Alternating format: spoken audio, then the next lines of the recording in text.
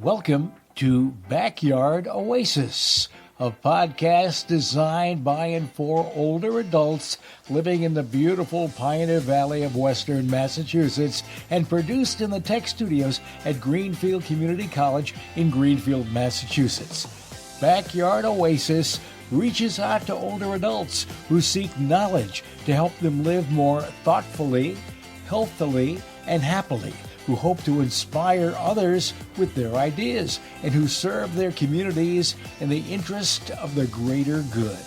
We hope you join us frequently in our pleasant backyard oasis for wide-ranging conversations with a diversity of people who are growing older and want to talk about it.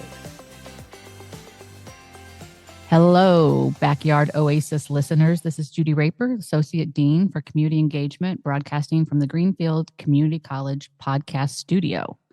We are back for part 2 of our series entitled Spilling the Tea, an Intergenerational Conversation about Reality TV. I have with me Mackenzie Shanahan and Jessica Niedbala. Mackenzie is my mom's best friend's granddaughter, mother of 2, and works for her father's entertainment business. I grew up with her dad and her 3 aunts, so we're pretty connected. And she is zooming in from Indiana. And Jessica Niedbala is my longtime hairdresser, although now she's really more my colorist because her partner does the weekly haircuts. Jessica does my color. Jessica is also a mother of 2 and a proud reality TV buff. So this is our second show about this particular topic. And you really don't have to go back and listen to our first show to understand this second show. Briefly, what we talked about last time was our own reality TV viewing habits, who are our favorite reality stars, whether or not we think reality TV shows are scripted, our own brushes with fame. And so our goals today are sort of to catch up on what we've been watching since it's been a few months. We were last together in August, and now it is early December. And we also just want to continue the conversation related to the cultural impact of reality TV on our lives. So this show is not just catching up on one particular reality TV show. We talk about all the ones that we watch, but we also really like to talk about the intergenerational impacts of reality TV. So Mackenzie, let's start with you. What have you been watching? Okay, I am so glad you asked me that. I fell in the trap of Paris in Love. Have you seen that? No. Paris Hilton? Yes. Okay, this is so good. This is I know so she has good. a baby. She has 2 babies. Oh, 2 babies. Yep. Okay, so I just stumbled upon it. I just needed something on in the background while I caught up on emails. And it started, and I immediately was like, oh no, I'm not listening to Paris Hilton. I always go back to remember her reality show with Nicole Richie. Yes, Yep. I do remember that. Yes, remember they traveled in like a fake RV and they would go to like neighborhoods like where I live and they would do normal human things. Remember that? Yes. Yep. Lionel Richie's daughter, right? Is it Nicole? Yes. Yes. Okay, so I remember watching that reality show when I was probably too young to watch it. And I remember they wore little skimpy outfits and they would do the normal human things.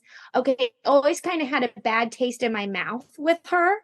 So then this came on the TV. And like I said, I was like, oh no, I'm not watching this. I cannot support this. Well, then I got sucked in like how reality TV does. And I could not turn it off. Okay. So just a little background. She has recently come out about some trauma she has experienced in her life. Are you guys caught up on that? Yeah, kind of. I'm not surprised, but I'm not caught up. Yep. Yeah. So she basically came out with a book and just like a tell-all, like she's trying to change laws to protect kids. Like she's doing really good, real work to keep people safe in certain situations. So she very much is talking about it in this show, right? And then she has a baby by a surrogate, okay? And so the production is following the whole thing, and her family doesn't know about it, nothing. The only people who know are the producers, right? And so I felt so bad for her, for Paris Hilton. Are you guys shocked? A little bit. Are you okay? Yes. You have a big Okay, heart, though, Mackenzie. that is right, honey. But in the article, we were talking about how sometimes reality TV is not always the best for our mental health. We can sometimes compare ourselves to, like, when I used to watch Real Housewives, I used to watch them traveling on a jet and their diamond rings. And there would be a part of me where I'd be like, wow, I wish I had a life where people are serving me my breakfast in bed. Right. That's not my husband. And so, like, I would be envious of them, right? But I watched this reality show and I felt so bad for her. You know, the only clip I've seen, and I think this is from the reality show, Mackenzie, is where she admits to her friend that she's never changed a diaper when her baby's like, I don't know, a month or two old. So I Yeah. was having trouble accessing compassion. Yeah. So where does your compassion for her come from at this point in the reality show? Why do you feel bad for her? Okay, it's surprising compassion is what I'm going to say. It is very surprising because she brings home this newborn to her McMansion and she walks into the nursery and there, of course, is a nanny that is going to stay up and do all the feedings, changing literally all the diapers. And she literally doesn't know how to hold the baby. And she has this camera crew, all eyes on her. And you could tell she keeps like looking up at them, like she's uncomfortable, but she knows she has to keep filming. And this compassion came to me because she doesn't realize what she's missing out on, right? Like, as a mom, Jessica, you know, like that newborn phase is the worst, but also the best because you're bonding with your baby and you're learning your baby. And yes, you don't sleep and it can be really terrible, but it could also be really beautiful. And I felt bad for her because, one, she didn't know what to do. Okay. She's being filmed, so I'm sure she was embarrassed. And two, because of her lifestyle, she is whisked away to like appearances and all sorts of things. And she's like, guys, I just want to be with my baby. But because she lives in this lifestyle that we now get to watch, she's begging them to give her like 2 days off. And they're like, no, you committed, blah, blah, blah, blah, blah. And so I just felt bad for her. Okay. And Well, I'm going to say this. Everybody knows whether you have a surrogate or you're going to deliver your own baby, that you know that when the baby is going to be due, that why wouldn't she have planned for that time off? Like, she's entitled to have maternity leave like any other mom. So yeah, I don't know. I'm not really feeling the compassion there. And then but also, if you would see it, and if also, you would see it, you would see it. yeah, I mean, I'm gonna tune in now because you're really I selling think I'm it. going to have to try and watch it. And the only other scene I saw, I just remembered this, Mackenzie. The only other scene I saw is when she let her mother know she had this baby and her mother didn't even know she was having the baby. And she hands the baby to her mother. And I swear to God, that baby's fighting for its life. It's about to be dropped. Oh, so that scared me quite a bit. Because I don't think there are people that are around. Oh yeah, you're the grandma, you babysit. Like, you know what I mean? Well, right. I mean, I'm sure they were raised by nannies too. Right. Like me. Exactly. Yeah. Yes, exactly. Yeah. But okay, one more thing. Do you guys know Kathy Hilton from Real Housewives? Of course. Yes. Of course. Yeah. Yes. Okay, and you know how she comes off like charismatic and funny and goofy? Yes. Okay, and I loved her her first season. Guys, the reality is she is not kind, and she has some hot mic moments that are real. And I was like, we have to talk about this on the podcast. Well, I think that that's good that you figure that out, because I think there's all those back behind the scenes, like Lisa Rinna telling these stories about her and the things that she was saying. So it's nice to see hot that there's mic some moments validity. tell all. Yeah. Yes. All right. Exactly. We will absolutely, Mackenzie, before we come back together, Jessica and I will both check this out and see if either one of us can access compassion. I'm a pretty compassionate person, so I'm sure I can find a way. But I will. What network is this on before we move on to Jessica? It's on streaming on Peacock. Oh, Okay. Peacock. Yeah. I have Peacock now because Indiana's basketball is on Peacock. Yeah. Okay. Oh gosh. Jessica, what have you been watching? So Winter House just started on Bravo. So that's been an interesting season because it's like all different people from different Bravo shows that are on it now. I'm not sure I'm loving the crew that's there, but it's been interesting. So I'm going to keep tuning in. I did watch the Golden Bachelor or a good chunk of it. That's out of my norm. I tried to watch something that is not in my usual routine. So, and we are going to talk about Golden Bachelor Yeah. because that was one of our, what do you call it when you leave people hanging from the last show? Cliffhangers Yeah. was what's going to happen Yeah. with Golden Bachelor. So we will get to Golden Bachelor for sure. yeah. And then it's pretty much just in the middle of like Real Housewives of Beverly Hills. So, diving down into Kyle and Mauricio's. Oh yeah. See, I stopped watching the Real Separation Housewives. split. How are they? I think this season's interesting. It's Kyle has done like a complete 360 with her life. It's interesting. She's A 360 or a 180? no, maybe a 180, I guess. A 360. But she's sober. She's into tattoos. And then there's issues. You can tell there's issues between her and Mo, and she brings on her new friend that's also been on. Oh yeah, I heard about her. Yes, in So the is she tabloids sober a as lot. in she's in recovery, or she just stopped drinking? She's choosing to be sober just for her own personal mental health, and she's been working out a lot. But her new friend is also sober, which I found that out in a most recent Mhm. episode. So I thought that was an interesting connection. And she also is covered in a lot of tattoos. So it's this new interesting friendship that's developed. I saw a clip where Mauricio was kind of implying that she wasn't allowed to get more tattoos or something, and she was making it clear that that was her body, and he didn't even know how many tattoos she had. Yeah. So Yeah. that's All right. a little red flag. Okay.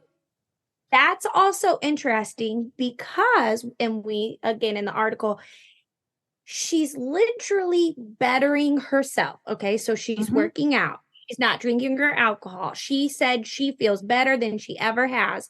But the viewers, like myself included, it's not the same Kyle Richards that I'm used to on the show, who stirs the pot, who gets the drama going, who gets everyone talking. So as a viewer, it's like, I miss the old days when you would fight at the dinner table. And now she wants to work out while they're on their vacations. Right. So as a viewer, it's like, I don't like it. She's not bringing the for drama. her, yes, but for her, she's literally saying, but this is the healthiest I've ever been. You're mad at me because I'm working out. So it's that, Well, it doesn't make like, for good television. I mean, It Well, doesn't. right. But she also now is the person, the drama on the show, because everyone's trying to figure out what's going on in her life, and she's not really sharing that much. Mhm. So No. But Jessica, how do you feel when she's sitting there with Sutton saying, say it. What do you want to say? What do you want to say? What Right. you hear? And it's like, you just say it then. Just say it. right, like what is really happening, and give some validity to what everybody's assuming and feeling. Because Exactly. I think to me, it's already out there. Yes. Yeah. Oh, I think I know. I have not watched that show since she was rude to Lisa Vanderpump when Lisa had just lost her brother. And Lisa was leaving Kyle's house, and Kyle said, well, I've got things going on too, when Lisa's brother had literally just committed suicide. That's when I was kind of done. Judy. Not that Lisa's my favorite, but I thought she was treated very poorly. That's what Lisa wants you to feel. Oh, have you turned on Lisa? Because last episode Have you you were not- all pro Lisa. Well, that's why you got to watch the reunion. You and Lisa have a feud. Listen, I did feel bad for her. I absolutely felt bad for her. Any human with a heart and a brain would feel bad for her in that situation. But there were other events that were leading up to her getting put on the spot, and instead she, I'm sure I chose- watched the reunion. I just don't remember how that was resolved or not resolved. I just don't. That's recall. what she wanted you to think, Judy. Yeah, I'm not. I think I said I don't think Lisa Vanderpump is Oh. she's no Gandhi. That's for sure. No. Oh, How- for sure. All right. Sure. Well, just very briefly. So when we were last together, and I'm having trouble seeing you, Mackenzie, the way we're arranged at the table, so I can't keep turning my head like that. But when we were last together, Big Brother had just started, I think. Yes, we were a couple weeks into Big Brother. Big Brother is my favorite reality show. What I am super clear about is that because they have live feeds and because you can see everything that's going on, that is why it's my favorite show for sure. Because I really want to know, like, I now understand how scripted these other shows are because I see everything that goes on. I see the way the editors or the producers then shape the show. Mhm. But you have to be a really committed viewer to hang out with the live feeds. Like you have to sort of make it your second job, to be honest with you. And because Big Brother this time it started late. It started in August. It went through early November. It normally starts in June and ends in September. It was a 100-day show, which is the longest they've ever done. So the second half of the show, I really lost interest in the live feeds, in part because a lot of my favorites were gone by that point, in part because my other TV, favorite is to watch sports. So college basketball was starting and the NFL was starting. And so it was competing with that. But Big Brother was really interesting this time in terms of the intergenerational conversation, because for the first time, they normally have like one quote unquote old person on there. And by old person, I mean someone over the age of 40, right? This time they had two people over the age of 50, both really strong Black women who were in the final 5. And they were two of my absolute faves. And I don't think I just rooted for them because they were older. I think that, they were people I could have seen myself hanging out with in real life. So what was really beautiful about this season in the early part of it was the generations just sort of really the difference in years melted away in terms of these relationships. Like the young people had deep respect for the older people. The older people participated in all the competitions and were competitive and so forth and so on. By the end, it was very much the young people hanging out in the head of household room, the older people on their own. So it kind of came down to that. Okay. The other thing I found really interesting this summer, and I guess I've noticed this before, but it was super profound this summer, was the difference between Twitter viewers and Facebook viewers. So I straddle both worlds, but my preference is Twitter. And Twitter is the Big Brother Twitter fans are generally Generation Z, more progressive in their politics, whereas Facebook is much older people, more conservative in their politics. And so going back and forth and hearing what people had to say was fascinating, because and every once in a while somebody on Twitter would say something which would lead a Twitter person to say, did you just get lost? Go back to Facebook. So there was this real division, but it was actually generational. It wasn't just about a preferred social media platform. It was older people versus younger people. So that was really interesting. And I, because I straddle both worlds, I was making comments on both sides, but I definitely more often aligned with the Twitter people. But every now and then I would get into a debate with a person on Twitter and I would think, oh my God, am I arguing with a 12-year-old? Very possible. You did not engage in the commenting wars. You did? What did you engage in the commenting? Absolutely. Sometimes don't you ever comment on reality television on social media? No, because then I feel like they just come for you, and then then what is the point? Well, generally speaking, I only comment when I agree. Every once in a while, I might challenge someone, but sometimes I want people to see me stick up for someone. Like if somebody's making, it's in support. Yeah. So if somebody's making fun of someone and they have a mental health challenge or something, I want anyone who's on Twitter or on Facebook who has the same challenge to see somebody sticking up for that. Like I think it's important to okay, I appreciate that. I thought you were saying you go against, and I was like, why go to someone? You know how I feel like it's also different with Instagram versus Twitter versus Facebook. Like my grandma she doesn't really know what to do on the Instagram. Is she on Instagram? She tries every once in a while. I see her pop up. I'm like, oh no, when I get my phone and I see 28 notifications, it is Donna Martinson. It's like, don't like the whole album. Just give me one little like. But sorry, going back, do you feel like with Twitter, it's because it's more intellectual, like with your words, whereas Facebook is more for sure? Yeah, I think there's a lot more, when people are watching Big Brother and they're commenting on Facebook, they are what we call casuals, which means they're not watching the live feeds. They don't have that level of investment. They're just watching the episodes, which the episodes are ridiculous. So the casuals have a very different conversation about the show. They're there for different reasons. Whereas the hardcore live feed watchers like myself, I think we are absolutely taking it more as a an experiment that we want to a social experiment that we want to make observations about and comment on. What's incredible to me though is and I don't know if this is a Generation Z thing or what, but what they often do is they pick a couple people that they really, really like. And usually it's someone who appears to be progressive. Like you don't talk politics on Big Brother, but you can kind of tell which people are more liberal and progressive. So they usually pick the people that are most progressive, as I admittedly do as well. But like those people then can do no wrong. So if they do something, if they behave even on the live feeds in a way that contradicts what we thought of them beforehand, they will attribute characteristics to them that clearly don't exist. They'll be like, well, they did it because they're trying to, like manipulate the game in this particular way, when that's not what's happening at all. So they get super duper loyal to people.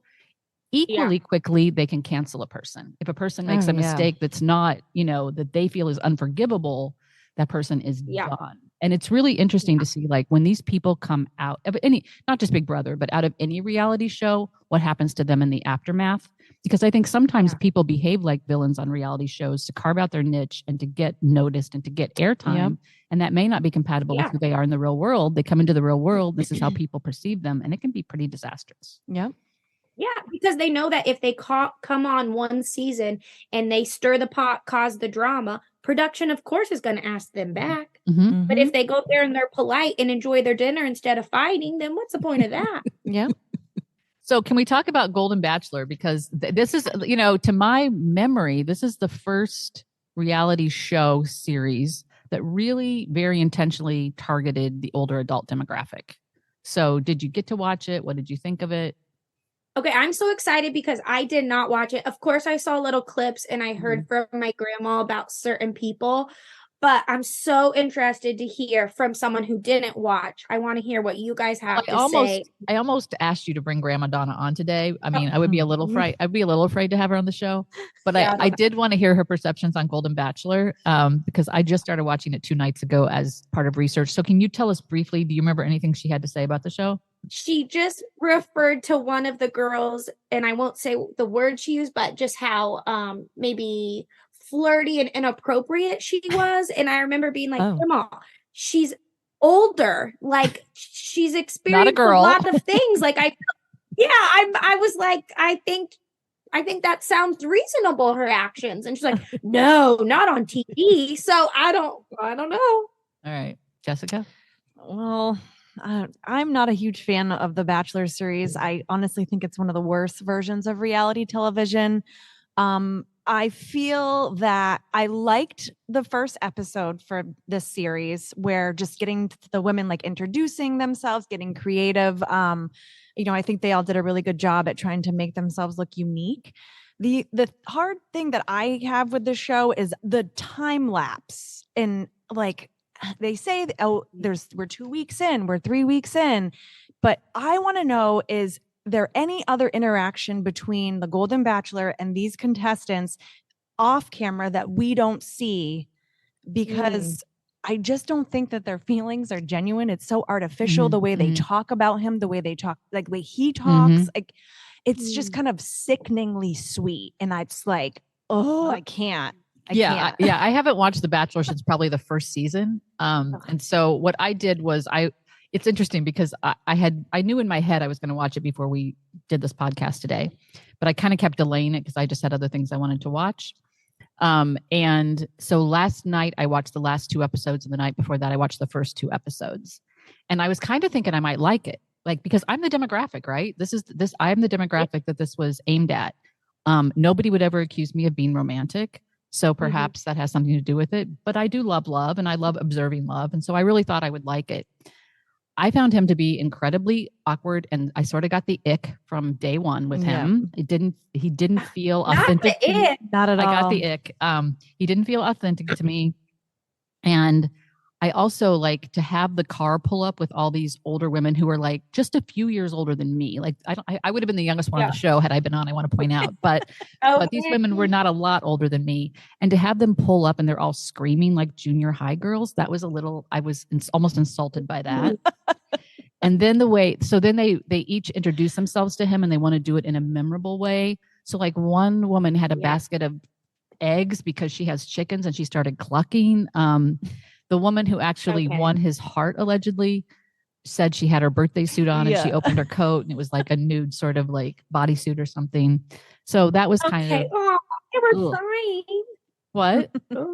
What'd you say, Mackenzie? Do you feel like because they're an older generation and maybe they haven't like kept up with like the trends of how they get out of the car and all that they then I don't just know how they kind of- normally get out of the car because I don't Yeah, watch I the know. show, but I found it was cringy. It was really cringy. And then so I don't know if you know this, Mackenzie, and I don't know if you know this, Jessica, but after the show, I don't know when the finale aired, but after the show was done, the Hollywood Reporter dropped an article about Gary.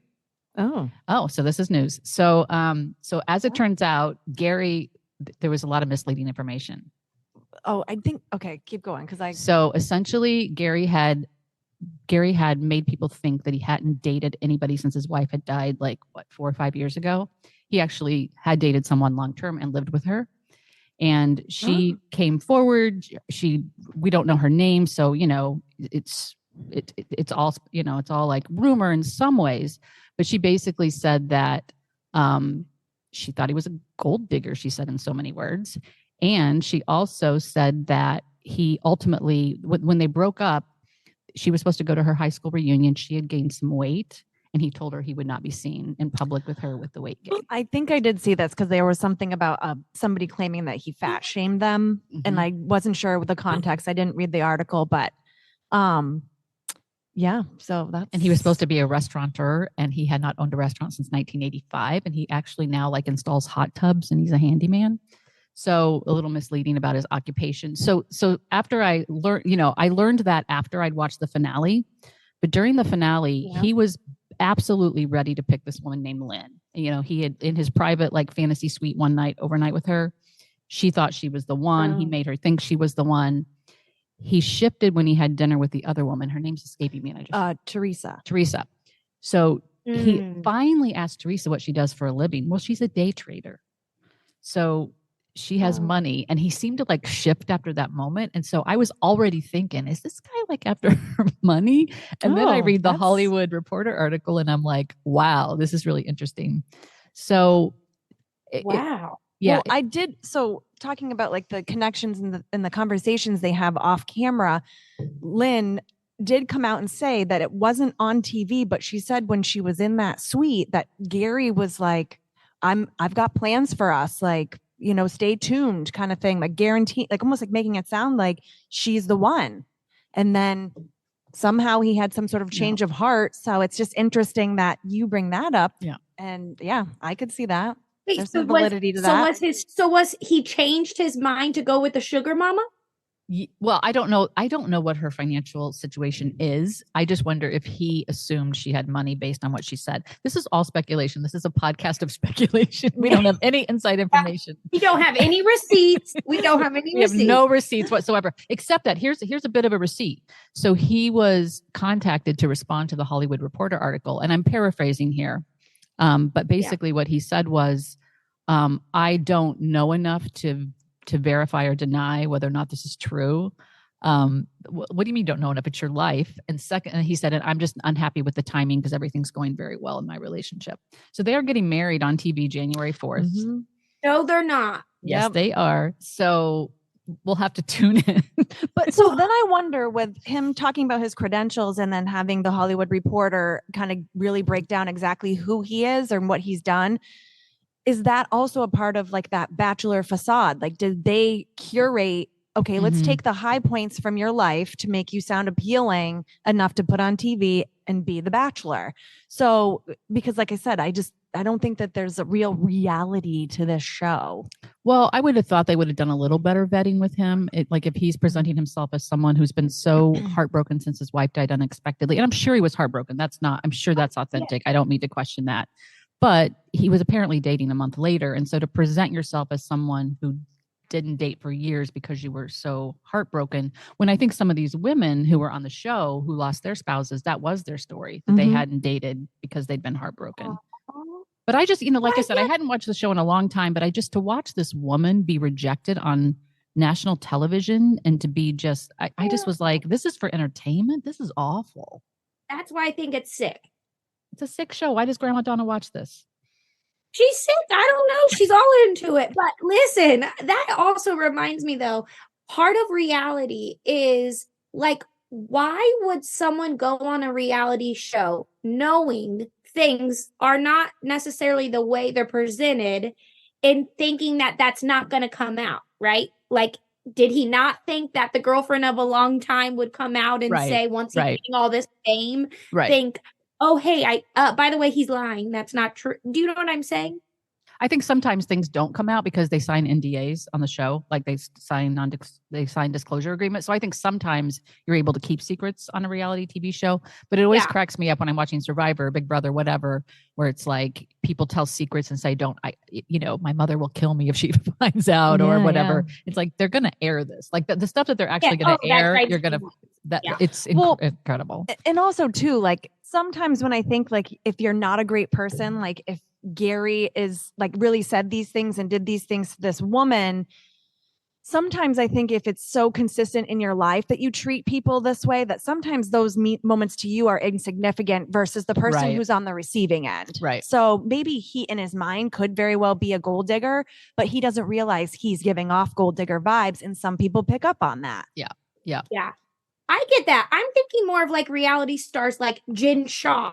Do you see Jen Shaw from Salt Lake City Housewives? Yeah. She's in federal prison, right? Because she was money laundering or whatever. But like, she's she on had a some reality marketing show. scheme. Yeah, she was targeting the old people, the elderly people. But like, how do you, or Teresa Giudice from New Jersey, and Joe, Joe, knowing you got some things in your closet, it's going to come out. Right. I don't understand why criminals would go on a reality show. That doesn't make I don't really, but I like it. I like when they go on the show. I mean, Teresa's probably most iconic moment was flipping the table, and then later she went to jail and people forget that, but they remember her flipping the table. Yeah. And everybody loves her kids now, by the way. Her kids seem to be, I don't know, seems like it. So we don't have a whole lot of time left. We've really gotten into a lot of, but where we left off last time, I just want to remind us where we left off last time and kind of what we're looking forward to in terms of reality television. We were talking about Rachel. Rachel from Vanderpump Rules was sort of center stage last time we were together. Are we going to talk about it for a second? Let's talk about it. What's happened to her since? Okay, she's on my nerves still. Okay. Did you guys, I think we might have texted about it. Did you see she was on Bethany Frankel's podcast? Right after we had our podcast, she was on. And what did she do? She blamed it all on production. Yeah. Oh, wait. Zero responsibility. Zero. And then she released her podcast. Did you see that? Yep. New pod. And what's the title? Telling My Way or? Yeah, I didn't save it anywhere, but I did see that she was coming out with her own. Okay. I don't understand. Oh, this is it. Rachel Going Rogue. And it's all about telling her. Oh, here it is. Rachel Leviss promises to tell my side of the story in a rogue podcast.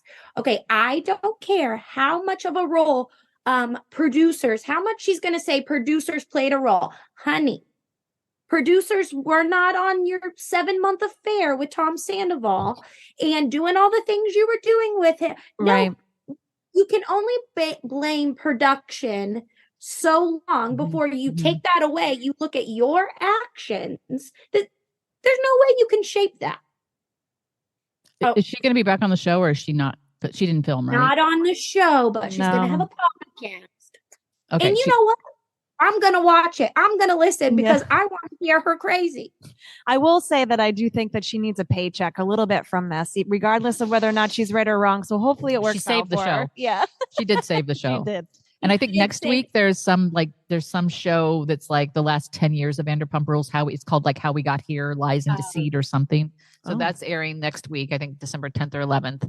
And then the show's back in January, right? Isn't it?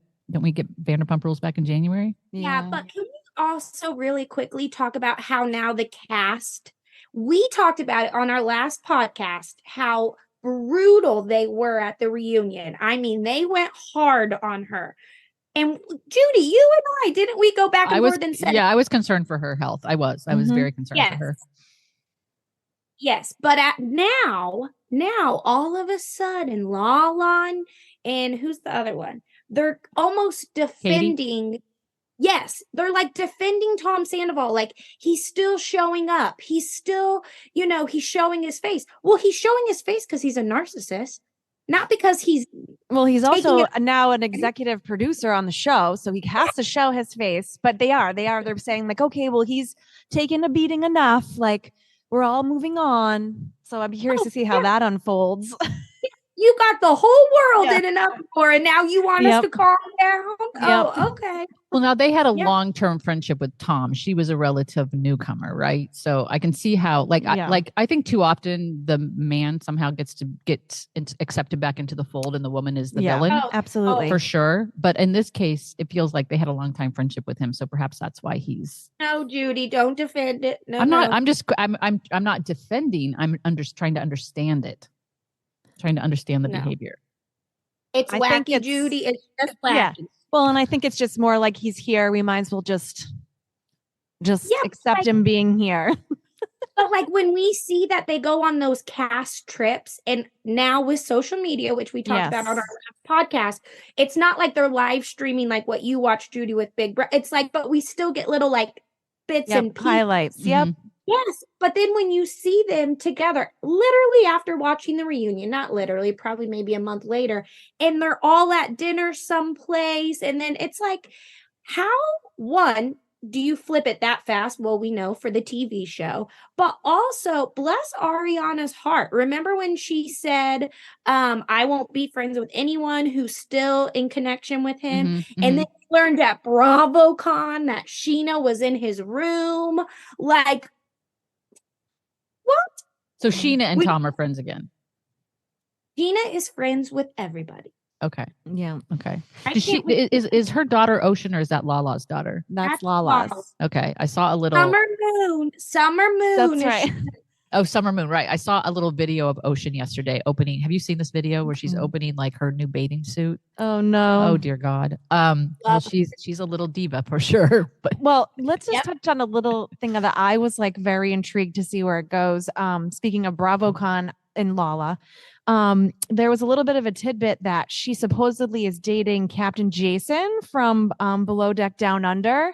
Lala? Yes. Yeah, like he put it out in the universe because they asked him who he's most attracted to, like a fellow Bravo celeb, and he said Lala, and then like somehow they're connected. But I'm kind of excited to see if that goes Inter somewhere. show dating. Yeah, I would not blame her. And one more thing, we will need to talk about Carl and Lindsay at some point from Summer House. Summer House is also starting January, right? Yeah, That's January, February.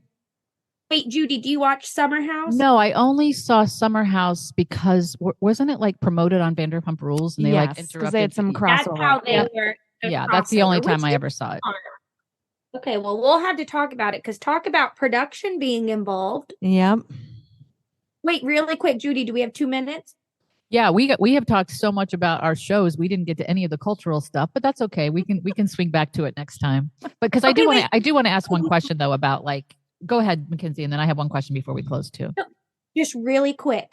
Okay, so this two couple that they've known each other, Jessica, forever. Yeah, like they had a friend foundation, like best friends. Who are these people? Carl and Lindsay. Oh, okay. Lindsay, who's Lindsay? From Summer House. Summer House. Okay.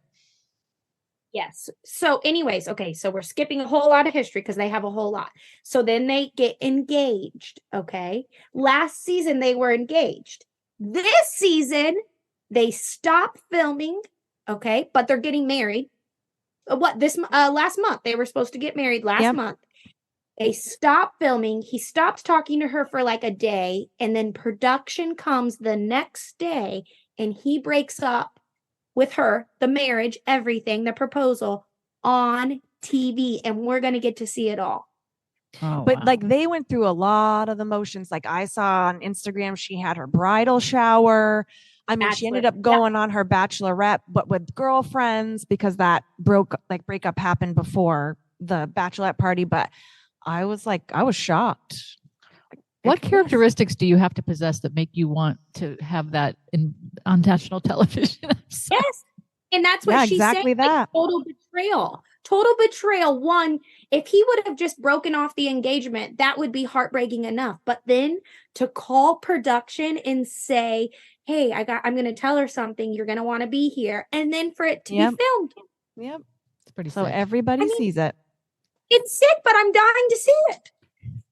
We're all sick. Well, Judy, you're good at researching ratings. So I'm curious to see if maybe Summer House was on a dive. And I wonder if he's trying to save his. It wouldn't be hard to find out whether or not that was an effort to save the show. Yeah. Absolutely not. Yeah. And is Carl going to be an executive producer now too? I mean, I would love to know all this. Well, really quick, did you see she's now dating you guys from Real World, Johnny Bananas? Stop. I do know. Was he on the challenge? Oh, he's on the challenge all the time. He's one of the repeat challenge people. He often wins. He is OG.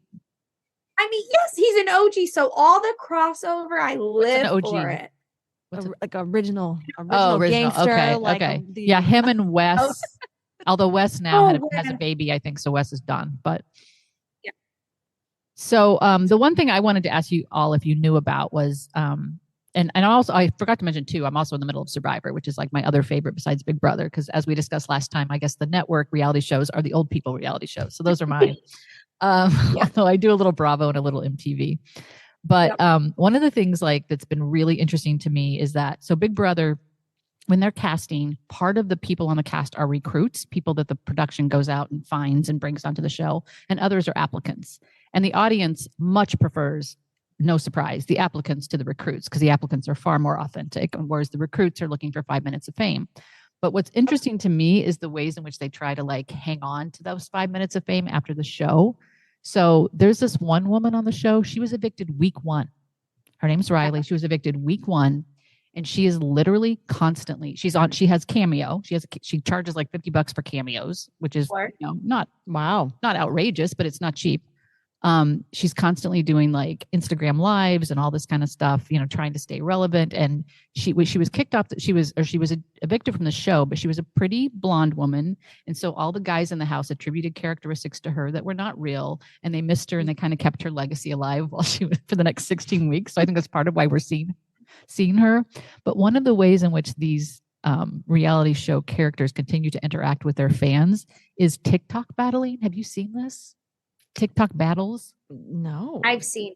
It was disgusting to me. Like the person who won the show, he just won $750,000. He's already a super wealthy guy, and he's battling on TikTok to get more money. But what does the battle entail? So basically, Mackenzie, do you understand it? Could you explain it? Can you say more? Because I just see so it's basically so it what it appears to be is like, say you and I were both reality stars, we'd be on TikTok interacting with our fans, and they're buying like emoticons that actually translate into money, and you're trying to make more money than the other person. So are they like how they used to do duets where they're like side by side, so it's like happening in real time that they're both next to each other on a screen? They are next to each other on a screen, and there's these emoticons flying on the screen. And then what are they saying? And they're begging for money. They're just begging their fans for money. They're, because you can see their comments coming up. Listen, and people are giving the money is the problem. Well, right. The like, don't hate the player, hate the game kind of thing. That's fair. That's fair. Guys, let's all go on live and see who can get the most money. I mean, Grandma Donna might throw me a $5 bill, but I mean, it is. I throw you a little money, Mackenzie. Yes, thank you. But really, I mean, if people are paying and people will, then have at it, honey. You do you. Yeah. Okay. Fair enough. I guess I was just sort of like, I mean, obviously this is generational. I was raised in a different generation, and the way in which you brought attention to yourself was very different than it is today. And I don't think we had sort of the same need for attention, which I think is reflective of a much deeper issue, which maybe we can get into next time. But what people do to stay relevant, what people do to get attention. Mm-hmm. And I fear, we were just having this conversation at work yesterday about artificial intelligence and how that's going to start to, human beings' livelihoods are going to be replaced by AI. Mm-hmm. Creativity is going to be so what are we going to be doing to stay relevant with the advent of AI? That's also another conversation. But we do need to wrap up because we're almost at noon, and our 10 listeners are probably ready to go have lunch. Yeah. So or watch Summer House. Grandma Donna and Mary Jane probably have things to do. Or Peyton and I go on live. So, all right. So my hope is my thinking is we'll come together about every 3 months, because that gives us a good chance to catch up on seasons. And so next time we will have Survivor will be concluded. Summer House will be over by March or in process by March. Yeah, probably close to. And we'll be in the middle of Vanderpump Rules. So we'll have a lot to talk about. But it was great to get together. I love talking about reality television with the two of you. And my thinking is, I know this time I said I was going to try to get a reality star on here. So I will try that next time. And I think we should consider someone who's older than me. And maybe we should have a conversation with Grandma Donna about possibly joining us. We would have to like censor her a little. Yeah, I'll just need like I was going to say, I'll need like a buzz button. Like, nope, can't say that. Nope, inappropriate. I always say Donna reminds me of Roseanne Barr before Roseanne lost it. Although, I mean, not that she ever had it together, but yes. Exactly. Oh. All right. So thank you both. And I look forward to talking to you next time. Until then, have a great day, everyone. Thank you. Bye. Bye. This concludes today's podcast. We're always looking for new ideas, so feel free to reach out to Judy Raper, Associate Dean of Community Engagement at Greenfield Community College at 413-775-1819 if you have an idea you'd love to share. Special thanks to the creators of Backyard Oasis, Denise Schwartz, Chad Fuller, Dennis Lee, and Christine Copeland. Have a great day.